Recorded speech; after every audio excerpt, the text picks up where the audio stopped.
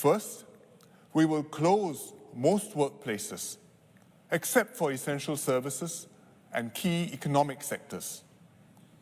Food establishments, markets and supermarkets, clinics, hospitals, utilities, transport, and key banking services will remain open. These are essential services. We also should not disrupt economic sectors that are strategic or form part of a global supply chain.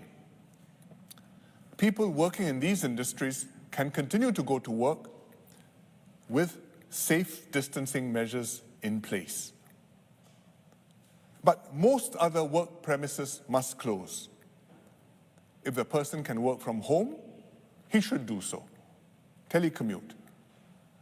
But others will not be able to, including foreign workers on construction sites and in shipyards.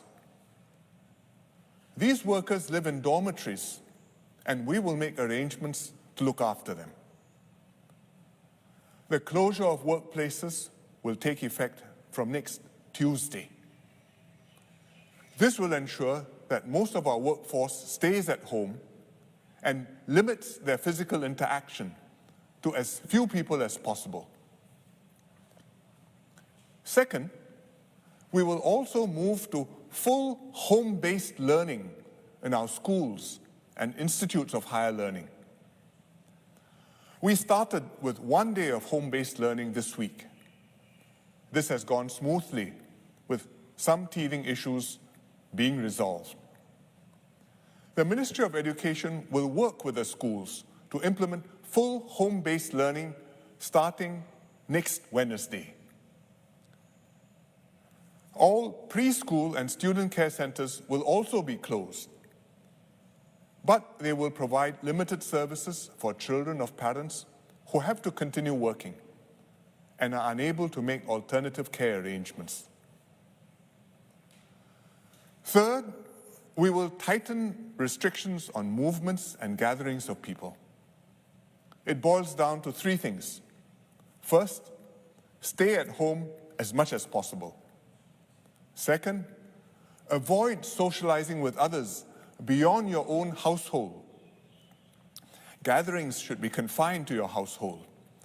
Avoid visiting even your extended families who are not staying with you, especially if they are elderly or vulnerable. Third, go out only to do essential things.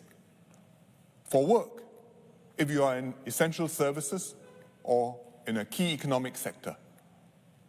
To buy food at markets or to take out from restaurants and hawker centers. Or to exercise in the neighborhood park, keeping a safe distance from others. The spirit of these measures is to get all of us to minimize physical contact. If we don't go out, if we avoid contact with others, then the virus won't be able to spread. It's as simple as that. But I know this is very hard to do.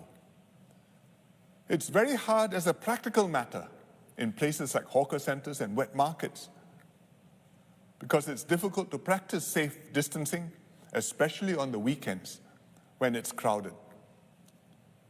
It will help if we all adjust our habits. For example, do our marketing on weekdays instead of weekends to avoid the crowd.